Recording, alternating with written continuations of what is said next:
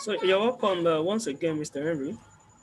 All right, thank you Yeah, very much. while we wait for the other people, I think I should just remind you that by 8 o'clock we'll be having question and answer. So this is this time for the second training on poultry health, biosecurity, and preventive measures. And I'll be the one taking it. I'm the host, and at the same time, I am actually the one that will be Facilitator. moderating.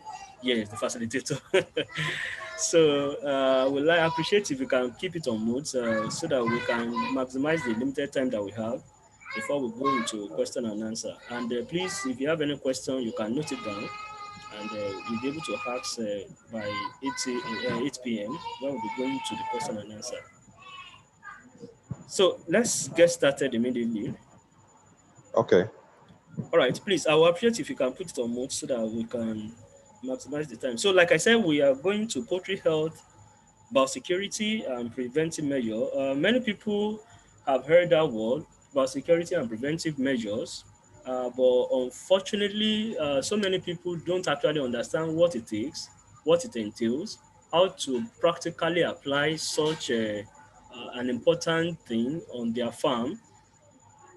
And that's the reason why I'm not only discussing about biosecurity, I'm also including preventive measures because the two goes hand in hand. Biosecurity is actually a form of preventive measures, but biosecurity is actually a lot, and that is the reason why we are giving it a specific consideration. And afterward, we will discuss also uh, preventive measures. These are actually the contents of our discussion introduction.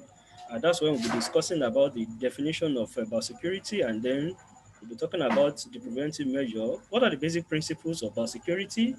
What are those things that you have to be mindful of when you're dealing with, when we are executing biosecurity? You're going to also discuss that. There's something we call biosecurity chain. We will also discuss that. We have vaccination, which is a form of preventive measure. We have treatment options. Treatment is also used as a form of preventive measures, but to what extent is treatment a preventive measure? We also be looking at that. We also be considering antimicrobial resistance. You may wonder why is antimicrobial coming into place when we are talking about preventive measures, but as you will see in the discussion, you will realize that it is actually very important to discuss about antimicrobial resistance, and then lastly we talk about disease diagnosis. So the importance and the benefit, or let me say the role that disease diagnosis also play in preventive measures, will also be discussed. So I've decided to break down the preventive measures as I feel they are also of importance. So let's get started. Introduction. What do we mean by biosecurity? So biosecurity refers to procedures in plural that we use to prevent the introduction and spread of disease-causing organism in the poultry flock. Now, it is not only that we use it to prevent the spread of the disease, but we even use biosecurity to prevent introduction of disease into the poultry flock. So it is not only in the spread, because some people only major on the spread of disease. But I always tell people based on information that I and publication, there is no animal that has undergone various episodes of diseases or outbreaks on the farm that can perform optimally anymore. So we should target the fact that the animal should even be free from having access, or the animal should not be able to contract any form of infectious agent or even non-infectious diseases. And that's why we talk about all the procedures that we have to do, we have to put in place in order to ensure that we prevent the introduction of disease-causing organism into the flock, or even if it is introduced into the flock, we prevent the spread of such in the flock. So we also have preventive measures, and like I said, they are all measures or steps that are taken to prevent the disease as opposed to treatment. That's why I said that biosecurity is a form of preventive measures, but because it is broad, and that's why we are separating it from other preventive measures, because biosecurity also is a form of preventive measures. So what are the basic principles? When we talk about biosecurity, what are the basic principles that we have to know when we claim that we are executing or we are carrying out biosecurity? What are those principles we have to put at the back of our mind before we can say, okay, we are actually doing what we call biosecurity? Number one is that the goal is to control disease agents from entering into the farm or barn. Now, it is not only into the farm, but also into the barn. What do I mean by barn? Take for example, in the last presentation, he talked about corn. That there are some people that store their feed materials, and then they are contaminated, and the contamination may eventually even lead to the destruction or harm of the poultry farm. So it is not only that we prevent disease from entering into the farm, but also prevent it from entering into the barn. So we don't only focus our attention on the farm when we are talking about biosecurity, and that's why biosecurity is very strategic. We don't focus only on the farm, but we also focus on the barn. That we prevent we control the disease agent from entering into either of the two. Number two principle is that it should be a broad spectrum control strategy. Don't limit it to a particular place and say, okay, from what I have learned from other farms, these are the only protocols that they do. And then you can sit down and look at it. What are the critical points where the disease agent can enter into this farm? And every farm is unique, and the way it is done, I mean, the way it is set up is unique. And it's not compulsory you have to adapt exactly the same thing that some people have adapted on their farm. It's not compulsory you must adapt the same thing on your own farm. You just look at all those critical control points where diseases can enter into the farm or into the barn, and then you can make sure that it covers every of those critical control points. So it should be a broad spectrum control strategy. Then it requires commitment of everyone from top to the bottom. So this is not a place where you'll be saying, I am the manager, and because I am the manager, I can break this rule. Or take for example, let me give you an instance. Take for example, you are about to enter into the farm, and the security on the farm has told you, oh, sorry, sir, you cannot carry your vehicle into the farm. And you said, don't you know who I am? I am the manager here. Why will you be telling me that I cannot carry my vehicle into the farm? It is wrong. It actually covers from the top to the bottom. Maybe you are the manager, or you are just a supervisor, or you are just a floor guy. You must obey the principle. Once it is said, it cuts across everybody, and everybody must respect it. So it is immediately you start seeing somebody saying, okay, I am the manager or the boss, then you can be sure that what the strategy that has been put in place is already being compromised. Then the fourth point is that biosecurity programs should be individually tailored to each operation. Yes, I've said something like that. That is not compulsory you must copy paste what somebody else is doing. Look at your own farm, look at the uniqueness of your farm, look at all the critical control points, and then make sure that you find a control measure to prevent the entry or the spread of diseases. So it must be individually tailored. So look at the farm, look at the entry point, look at the offices, look at the places where the boys quarter where people are sleeping, look at the clothes that they are wearing, look at the people that are going to the feed mill, look at just tailor. It must that's why it has to be a very wide broad spectrum strategy that is tailored to individual operation. So these are people in the feed mill. How can infectious agent enter through the feed mill into the farm? Tailor it to the operation of the feed mill. These are farm attendants. How can farm attendant brings infectious agent into the farm? Tailor it to the farm attendant. These are the bosses in the office. I mean, how can they bring in? It must be individually tailored based on operation. Then the program should allow for disease containment. Now, it is not only to prevent disease from entering, to prevent the introduction of the disease, but it should also be able to prevent the spread. Take for example, a disease has come into the farm or into the flock. Do you have a sick bay, or what we call a quarantine section, or call out, as some people call this? Do you have where you can separate that particular poultry bird that has been affected by the disease so that it will not quickly spread to the other people? Do you have something like that? Do you even have some measures in which you can place that will prevent the spread from that particular poultry that has been exposed to other poultry birds? The principle must also incorporate that. It should also foresee the possibility of eventually having an introduction of disease, but it will prevent the spread of the disease from to other birds in the farm. Then lastly, always remember that biosecurity program will only be as strong as its weakest link. That principle must be behind the mind of anybody that is doing biosecurity measures. Always remember that it is as just as strong as its weakest link. Let me break it down very well. Just for example, like I said about the boss, that the boss might say I am the boss, and because of that, I have the right to enter into this pen, or carry my car into the farm. The biosecurity measure that has been done is just as strong as that boss that is disobeying or that is compromising the biosecurity measures that have been put in place. So the biosecurity measure is just as strong as the weakest link. Anybody that contributes or constitute the weakest link has made the biosecurity so weak, because that is how strong the biosecurity measures is. So, and that is the reason why we have to hammer that, emphasize that people should not, for any reason, compromise the biosecurity measures or strategy that has already been set out to do. So, this is what I call biosecurity chain. These are the six important biosecurity chain: physical barriers, traffic control and visitor policy, sanitation, pest control, education, monitoring and record keeping. We are going to try to quickly dwell on each of them. Physical barriers. So you have a pen or you have a farm. In your farm, do you have it fenced? The pen, do you have them fenced?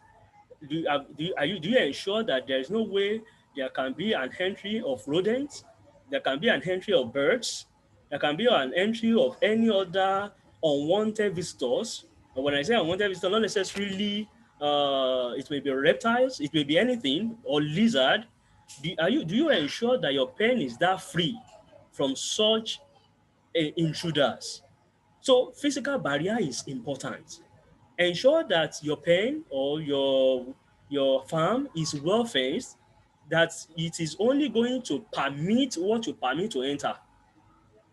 So I think you understand. Even in your drainage, the drainage system, because definitely there is something we call washout. When you finish using a pen, you should have some drainage system where after you have finished, you can wash, you can fumigate, you can eventually allow it to dry and then restore. So in the drainage system that you have given, do you make provision to prevent the entry of all the unnecessary intruders? All of those things must be considered in a biosecurity measure, and it must be well stated. And that's the reason why we have to ensure that that is also put in place.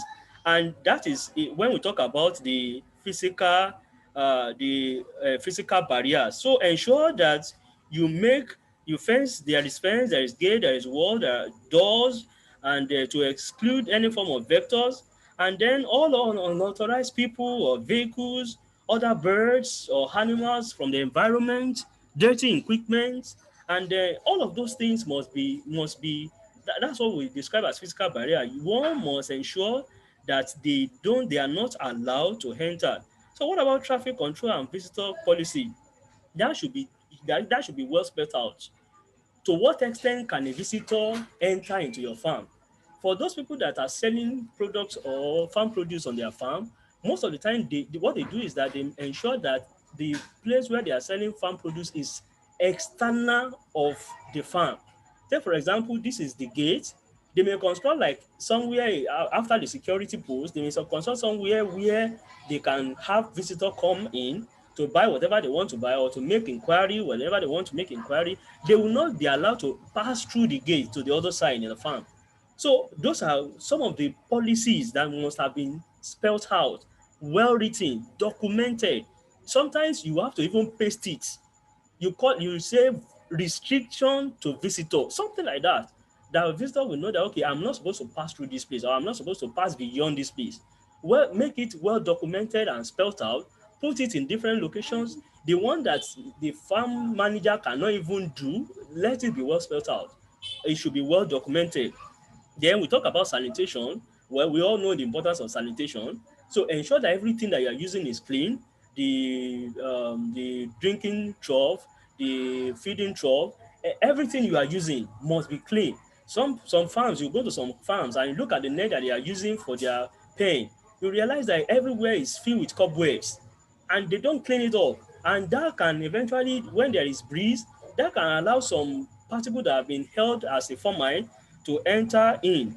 Then we have pest control, like I've discussed. Make sure that you net everywhere to kind of screen the entry of some agent that may eventually bring in diseases into your farm. Then education, engage people on your farm, the farm attendant, the supervisor, the manager, engage everybody in education. Let them know the reason why you are doing what you are doing. Because sometimes when they don't even understand, they feel, why is this guy? Why is he this thief? Why is he not allowing us to do this thing that is very simple and easy to do? Why is he not engaging us in something very difficult? Educate them. Let them even know the reason behind what you are doing. That is the only way they can also, I can't do this thing because these are the reasons. Then monitoring and record keeping. Has there been any outbreak? Has there been any diseases? Has there been anything that has happened on the farm? Ensure you document everything. Monitor your stock, monitor your farm, monitor the progress, monitor the diseases, monitor the water, monitor the feed, monitor everything. Is there a new entry of the batch of maize that you realize that when your bird started have started eating when the birds have started eating that batch, that's when they started having poor egg production or mo- monitor everything and keep records. It is the record that will eventually save you when chips are down. My time is gone, so I will have to run fast. Yeah, vaccination. Well, there's basic principle when you talk about vaccination. Well, you know what vaccination is. It's just a way of protecting the birds from the real infectious agents. So there are let me call them they are actually a form of infectious agent, but they have reduced their potency, and so they will just they will they will allow the animal to develop immune system so against that particular infection, so that when the feed infection comes in, it will not be able to harm them or produce a disease. So cold chain must be maintained, except I think you may be aware, or if in case you don't know, we now have what we call thermostable or thermotolerant vaccines. They don't require coaching. So, but if they are the one that require coaching must be maintained. Route of administration is very important. Follow the manufacturer's principle. Then vaccination should not be copied. Don't say because they are using this in farm A, then I can use it in my own farm. No, you must create your own vaccination regime regimen so that you follow that strictly. Then you should customize, like I said, the vaccination regimen through the help of an experienced veterinarian. Then try to do baseline serum monitoring. That means you collect blood from your birds, probably the one that is just first of all coming to your farm. Know their level of immune system, and then you can use that uh, to to decide. Now, treatment option. There are some chemotherapy, we call it chemoprophylaxis. That means treatment to prevent the disease from occurring. Like for worm, you have to deworm. You don't need to get a vaccine for worm, just the worm. And then there is a routine for that too, routine deworming. For protozoal infections, you can also have a routine program that has been done for that.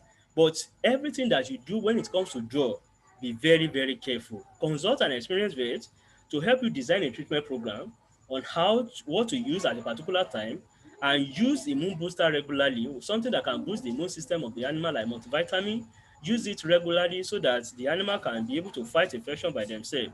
And lastly, avoid the using antibiotics for any form of preventive purpose. For any form of preventive purpose, don't use antibiotics.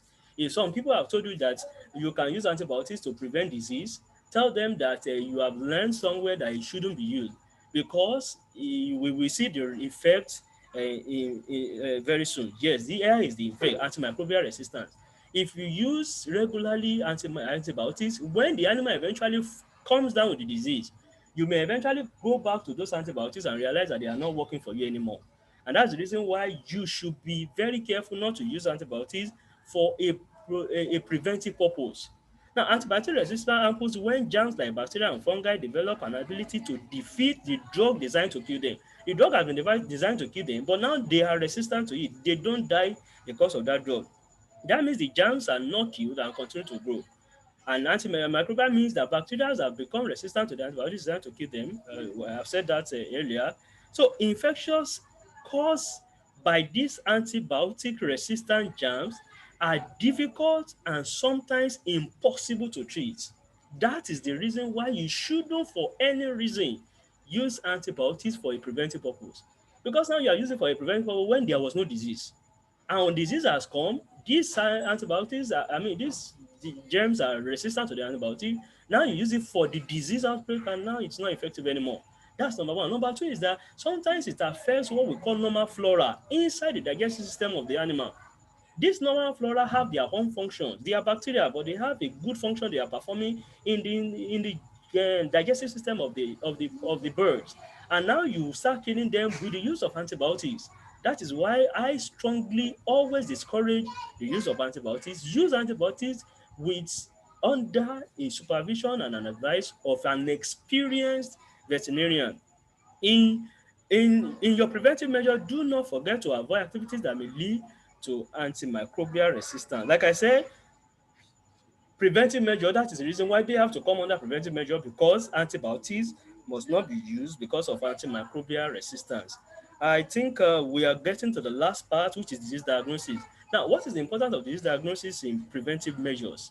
The importance of disease diagnosis in preventive measure is that when you have disease diagnosed and documented, like I said, in your biosecurity measure, you must ensure that you monitor and then there is record keeping. When I tell people, don't call a vet to come and treat. Call a vet to come and tell you what disease is affecting your birds, your farm. That's different that a vet supposed to make from a quack. A quack will just come and treat your animal. But a vet will tell you this is what is actually wrong and it will be documented for future purpose. But when you call a vet and the vet tells you, I want to treat your animal, why are you so much interested in knowing what is happening to your farm? It's just for you to see results. Know that that vet is as good as a quack, because you will eventually face similar problem in the nearest future, and then you will have nothing to do to salvage the situation. So always ask your vet that what is actually, how will you go to a doctor and then, in short, it's common among us that when you go to the hospital, the next thing you will ask that, what has your doctor told you that is wrong with you? Disease diagnosis is very important. So always be curious, what is actually wrong with these birds? That is why disease diagnosis is critical. Ask question, what is wrong with this bird? And if the doctor cannot give you an answer to that, then you don't even need to pay him or her, because you need to know what is wrong so that you can say, okay, if this is what is wrong and this is the approach we use, we can repeat the same approach in the nearest future and then it will work. Rather than just blind treatment, you are not so sure of what is happening and then you are just bombarding them with drugs based on somebody's opinion. So this diagnosis is an important step in preventive measure, and then you cannot prevent recurrence of infection or outbreak when you do not even know the cause. From vaccination, disease diagnosis, vaccine efficacy, hygiene audit to antibiotic sensitivity test, all these are possible only through laboratory tests. And that is why laboratory test is very essential. And we tell people, don't be looking at the money you are going to spend, because if you start losing your birds, the money you will lose is more than what you are going to spend to prevent or to get information on what is happening to your birds.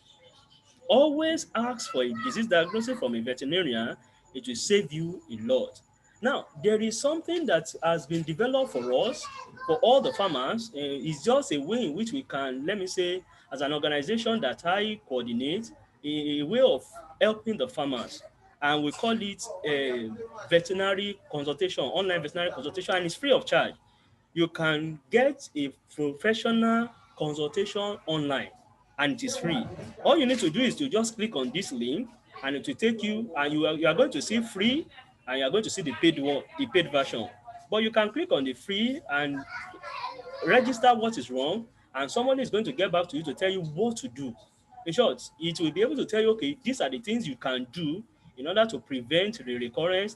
This is likely the disease that is happening based on the questions that the vet will have to, because it is vet that is going to attend to you, and that is the reason why we have made this provision, in order to be able to help farmers, especially those that are just coming up, that may not be able to pay for the services of a standby vet. We open this up so that they will be able to at least be helped, in order for them to know the right decisions to make. Yeah, thank you very much, Mr. Henry. I think I've come to the end of this. So now we'll be going to question and answer. Thank you very much once again. All right. Thank you, sir. So we'll be disconnecting now and we're going to question and answer, but that is going to be through Google Meet. Okay. All right. Bye for now.